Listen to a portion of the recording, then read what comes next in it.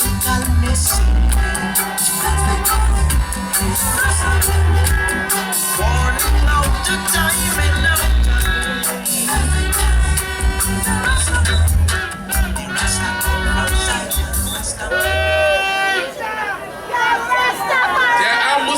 this house this evening, so to you I say Assalamu alaikum.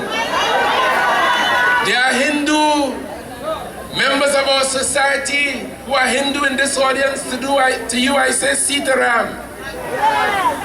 To members of the Christian community, to you I say may the peace and blessings of Almighty God continue to be with each and every one of you. To members of the Orisha tradition, to you I say, may Uludumare and your ancestors continue to look upon you with the greatest favor. And to the Rasta man and the Rasta woman in the place, to you I say, Jah Rastafari, every time.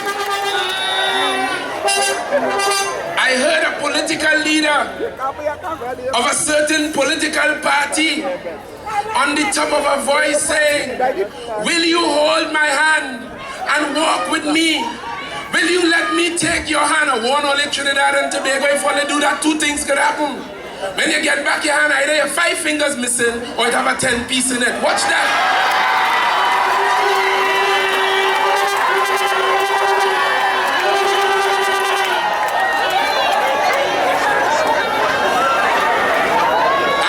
Police coming for you because the police ain't going for them. But that is a matter to which we shall return.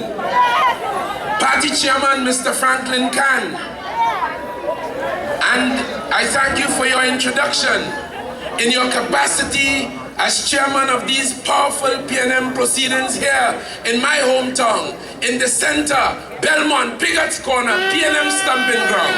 Thank you very much. Dr. Keith Christopher Rowley, our political leader, our leader of the opposition, and the next Prime Minister of Trinidad and Tobago. What a day that will be! What an evening that will be! On the evening of September the 7th, at Palisade House, we will be shouting, we will be jumping.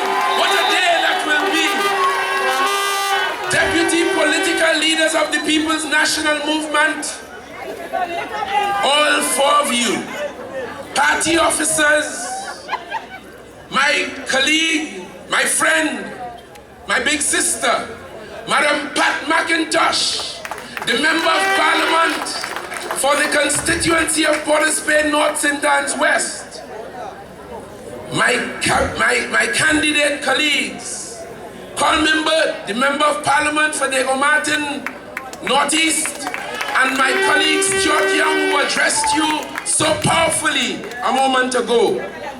Executive members of the constituency of Port of Spain North, St. Anne's West, all you members of the People's National Movement, from afar, I see people from Point Fortin, I see people from La Brea, I see people from Couva. Welcome all to Belmont here tonight, members of the PNM family.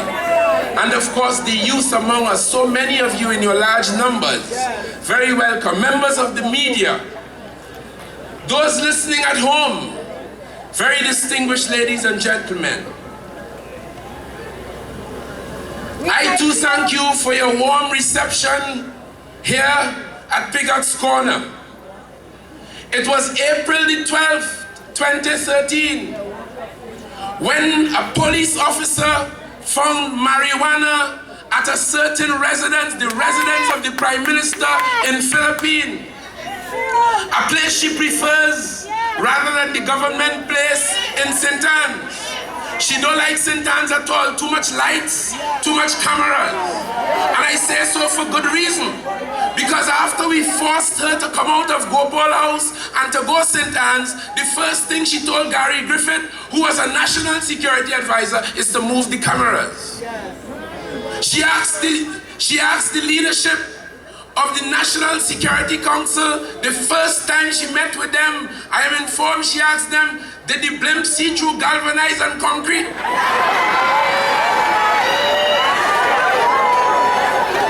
Now we know that wasn't just a stupid question, but now we know there was a reason for it. We now have a suspicion that she may have been doing and saying things below the galvanized and behind concrete. She didn't want nobody else to know. The police officer who found the marijuana, he went to his seniors, as us former police officers would know. It got to the attention of one Deputy Commissioner of Police, Richardson, a man well known to us, a man who led the charge to arrest 13 people coming towards the end of the SOE in 2011. You remember we, Faris Al-Rawi and myself and Dayal Singh in the Senate, we put to John Sandy and we put to Anand Ramlogan.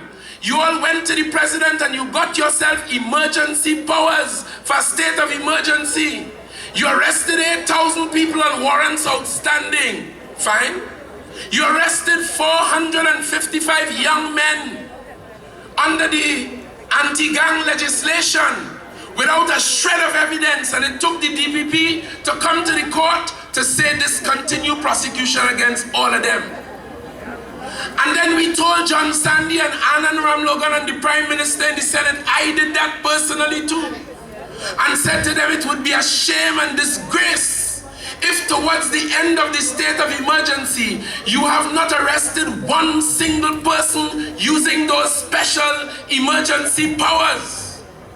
And the government hearing this, recognizing what was coming down, because we were telling them you did not need a state of emergency to do all the things that you did. And when we pointed out that to them, the next thing you know, the next day they went and picked up 13 people on a supposed plot to assassinate the Prime Minister. That too fell flat, nothing to it. And then is when Muslim brothers in this country, and then it was when Dr. Rowley encountered Mr. Mervyn Richardson. The email gate matter came up. Dr. Rowley demanded an investigation. They instituted two, one of the Integrity Commission, one of the Police Service. Deputy Commissioner Mervyn Richardson was detailed to do that investigation. The first man he went to and demanded his computer was Dr. Rowley, the man who went to the police and went to the parliament to make a complaint. And from his body language and his behavior, my leader felt that like he was under investigation. And he said so too.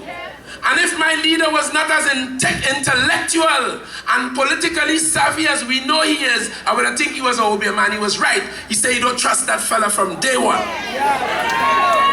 Didn't trust him. The next thing you know, DCP Richardson went to the parliament and found the Minister of National Security. When Mr. Williams, the acting commissioner, was asked 2 days ago, or yesterday, 2 days ago, sorry, whether he knew anything about any marijuana, he confidently said no. So we can discern from that Richardson did not even bother to speak to Williams on that day. He went to a civilian, a minister called Jack Warner. And Jack Warner called Munilal. He called Gary Griffith and told them what the matter was. And told them to let's chart a way forward. What are we doing here?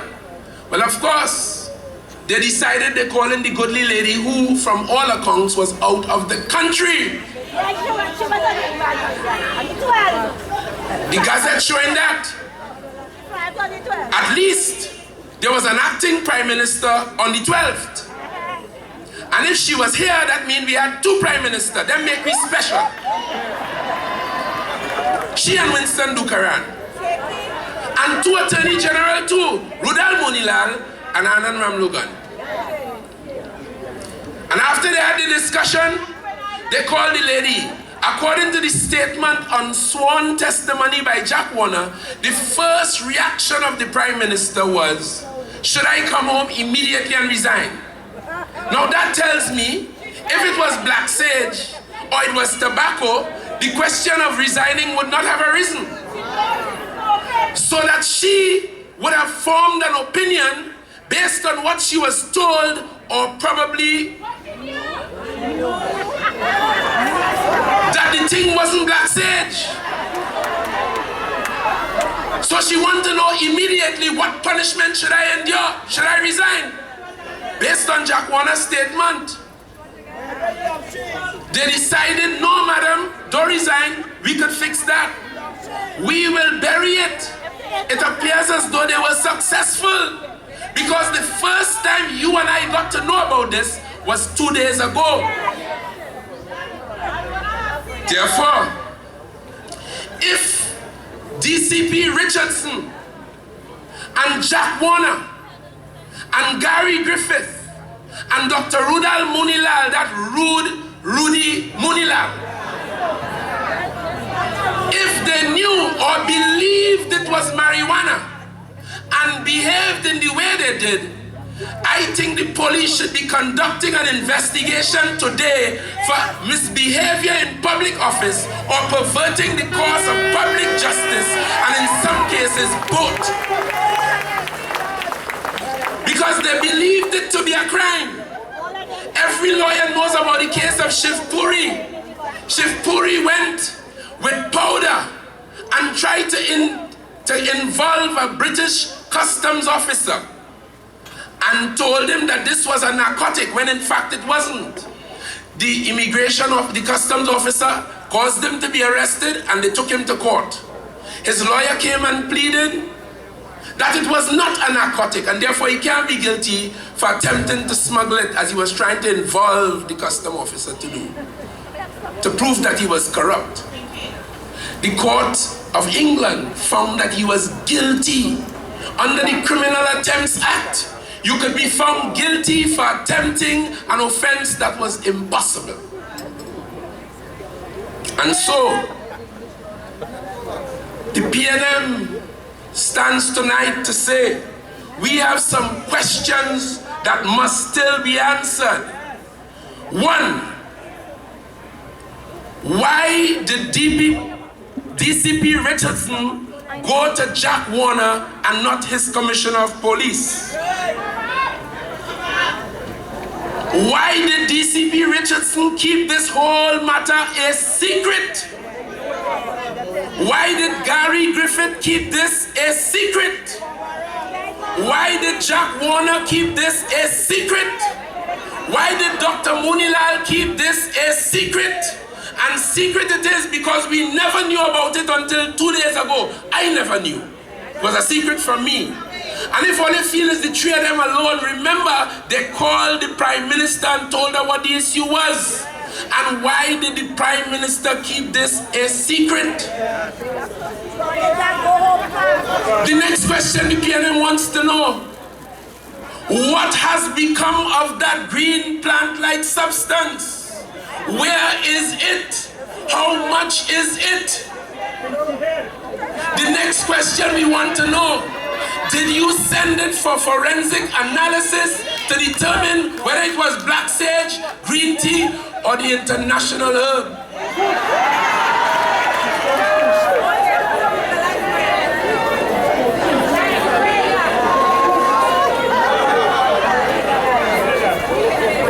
Let me read for you something, and this is important. I am reading from an amendment to the Dangerous Drugs Act, passed in the year 2000. I'm reading from Part 4A, under the rubric Burden of Proof and Presumptions. And we introduced in that amendment, I was in the Parliament, a new section 29. Section 29B reads, in all proceedings under this Act, or any regulations made hereunder, a person, until the contrary is proven, shall be deemed to be the occupier of premises if he has or appears to have the care, control, or management of such premises. Who has care, control, or management of the premises of which we speak? Subsection C says, if a dangerous drug or device, article or apparatus designed or generally used for the administration or consumption of a dangerous drug is found in any premises, those premises shall be presumed until the contrary is proven to be used for the purpose of administration of dangerous drug or consumption of a dangerous drug by a person, and the occupier shall be presumed to permit such premises to be used for such purpose. G, if a dangerous drug is found to be concealed in any premises, it shall be presumed until the contrary is proven that the said drug is so concealed with the full knowledge of the occupier of the premises. Did you hear that? Yes. That is not Fitzgerald Hinds talking. That is the law of Trinidad and Tobago.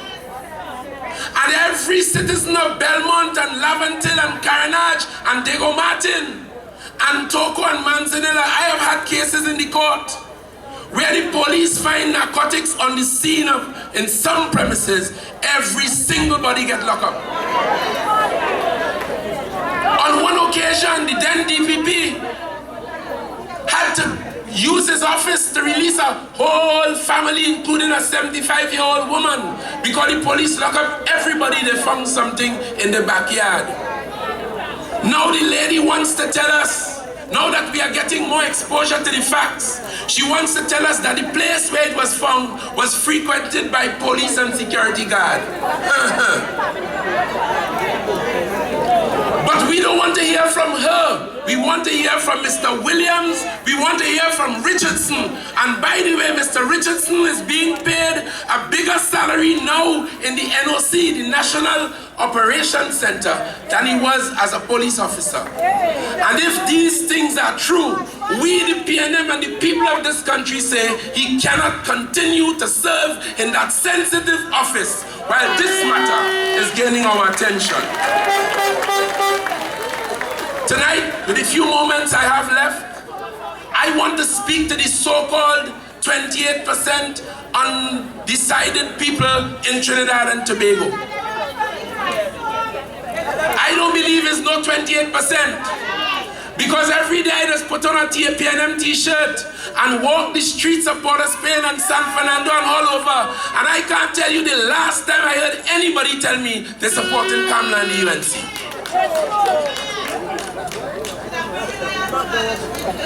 So this so-called talk about undecided, even if it's two of you are talking to you from a PNM platform tonight, who are you? Were you a former member of the PNM and get vexed with us because of some personal reason or something? Who are you? Member of the traditional opposition? Who are you? Some sharp-shooting intellectual, highly qualified, who lives in a world of ideas and therefore feel, or justifiably feel, perhaps unjustifiably, that your ideas are bigger than those coming out of the PNM for the last 5-6 decades? Or is it that you hate corruption and you blame the PNM and all the other major parties for it in Trinidad and Tobago? Who are you, Mr. Undecided? Or are you just a victim of apathy? I say to you, I am shocked and surprised that anyone in this political climate could be undecided.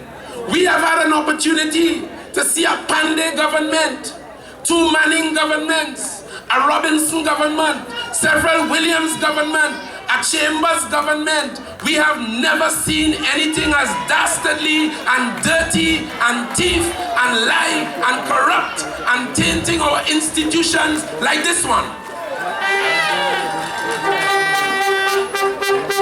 If you still undecided, that come like if you're in a ring with gloves and a big strong heavyweight coming at you and you making up your mind whether to put up a guard. Something is happening. We have seen the government, but I was under no illusion. I watching them since 1995, and in May 2010, when I saw Kamla Persad-Bissessar as Prime Minister, when I saw she chose Anand Ramlogan as Attorney General, when I saw Suraj Rambachan, when I saw Devant Maraj, and when I saw Anil Roberts, I I knew trouble was on the horizon. I wasn't expecting nothing else. That is a recipe for mayhem and confusion and trouble for Trinidad and Tobago. I knew it was impending disaster. They came on a so-called coalition. The MSJ, the TOP, the COP, NJAC, and the ugly UNC. MSJ gone. TOP dead. NJAC never was. COP spineless, empty, skeletal, only Prakash and Roger Samuel. Right now it is only the UNC, ladies and gentlemen. But they continue to hide behind the facade of People's Partnership. I ask you why? It is because deep down they are ashamed of themselves. They have to hide each other. They can't face you, and I've said before, they have no right even offering themselves to you. It is an insult to the people of Trinidad and Tobago for them to put their name on a ballot paper.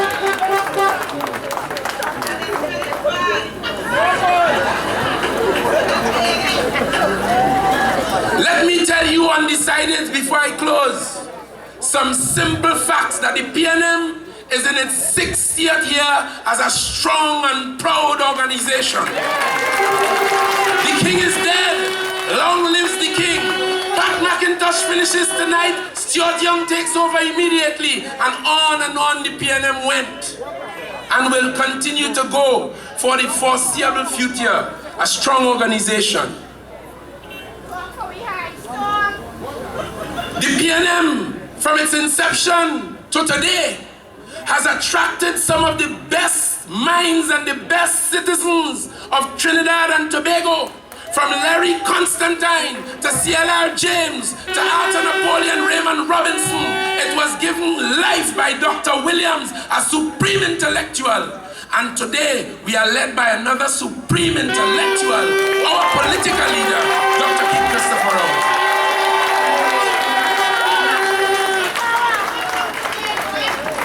We know you from Tobago.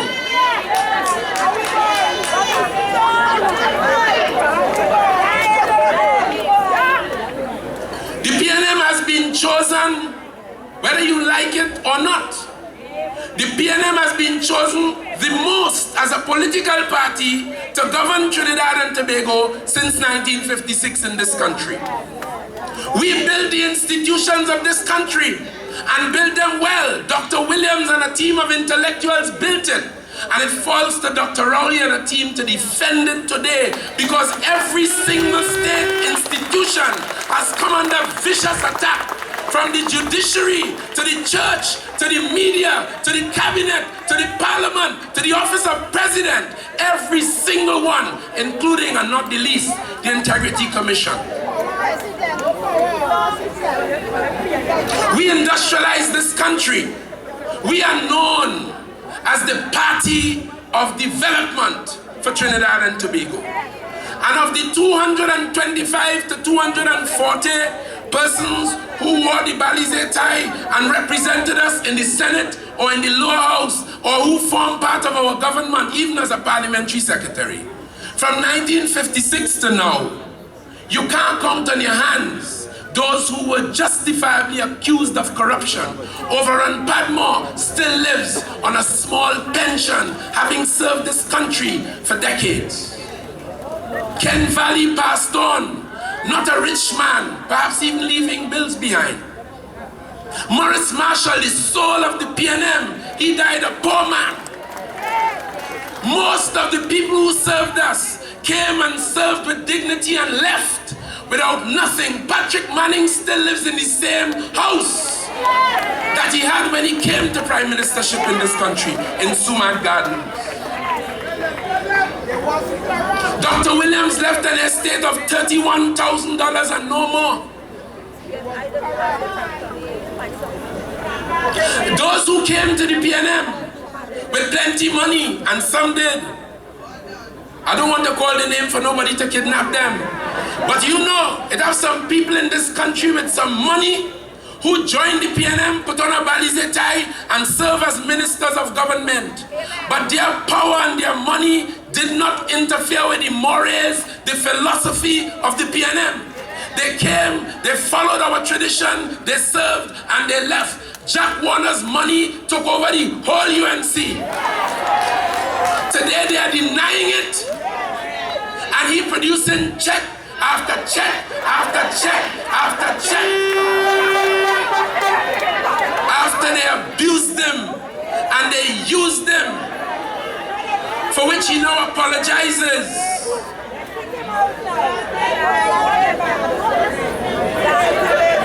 None of them who came to the PNM well off could have done that. This PNM is a strong institution, a solid institution. And I'm talking to you, Mr. Undecided, to help you to make up your mind. Our two biggest strides in the country over those years was in education and in housing.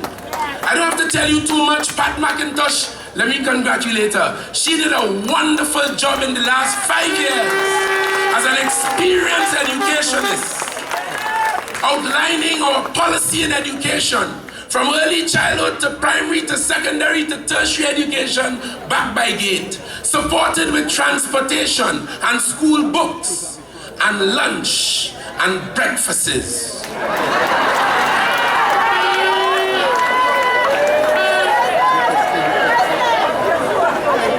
Last night I was invited by our political leader to Balize House, all the outgoing members of parliament, all of the candidates and our managers. And I took a picture last night I will cherish until I die. I had Devon Seal, the young Calypsonian who sing, "Go now, I tell you, go now." He came to perform last night. I took a picture with Devon Seals. A young lady called Tioka, who sometime soon will be leaving to go to receive at Buckingham Palace the Queen's Award for academic brilliance. I took a picture last night with Dr. Dolly, who is representing us in St. Anne's East. Young Adrian Leons, who is representing us in Lavantilismova. Rastafari. Rasta taking over. A young man who leads our Heliconia professional organization called Mike Coppin. And of course, a brilliant daughter from out in Labre, fighting the seat for the PNM in the Labre constituency, Nicole Oliveri. And when I pose up for the picture with these young people, it occurred to me that every single one of them had at least a master's degree, courtesy the people's national movement and our policy in education. But it was in housing that we really did the business. Because in the 5 years, Dr. Rowley, as Minister of Housing, caused to be constructed 26,000 houses in this country and spent $6 billion doing it in 5 years. The UNC in the last 5 years started 3,000 houses, spent $9 billion.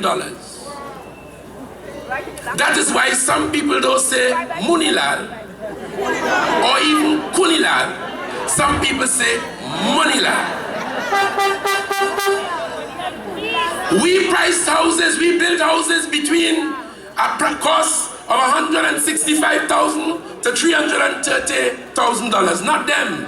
They built between $400,000 and $1.2 billion.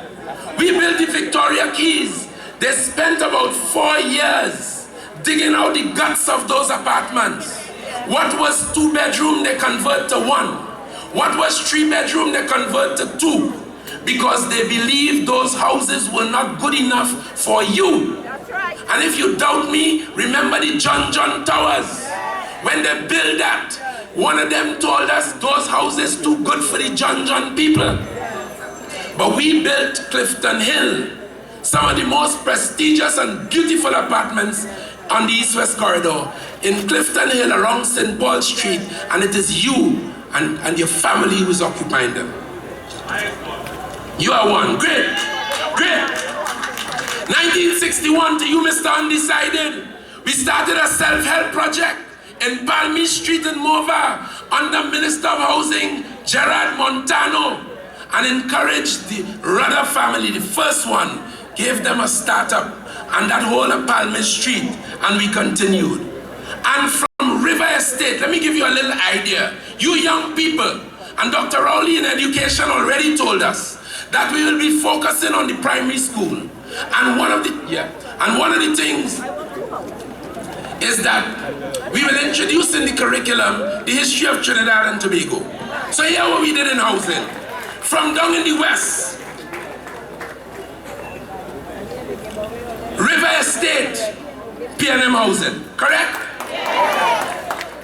Victoria Keys, Glencoe, Cocorite, Hardin Place, in Mokorapa Road, to go down in Mokorapa Road in St. James have HDC house. In Methuen Street in Woodbrook have HDC house, you know that? Dundonald Street, Sharford Court, Hart Place, Diamond Vale, Bath Street, Belmont Terrace right here, St. Francois Valley Road here, Mango Rose, George Street, Nelson Street, Duncan Street, St. Joseph Road, John, Beverly Hills, Clifton Road, Beetham Gardens, phase 1 to phase 5.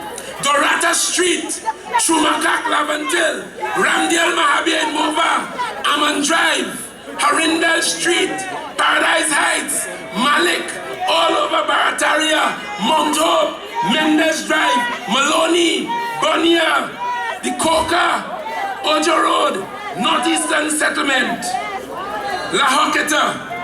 And I start to talk about South and Central yet. You, Mr. Undecided. So, I'm ready to leave the platform now. A word to the wise is sufficient. I've told you what we have done. And I challenge you, Mr. Undecided, to judge us on our record of service in Trinidad and Tobago. And I promise you as I close, I promise you, leadership is really the key. You recall the Prime Minister when Ashwa Jack was challenged about how he came into possession of a house after he told me his pumpkin and body and cucumber.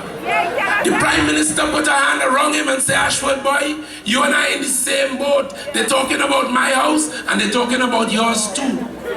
That is the leadership she provides. That is why she can't tell none of them nothing. And all of them is alligator from the same murky lagoon.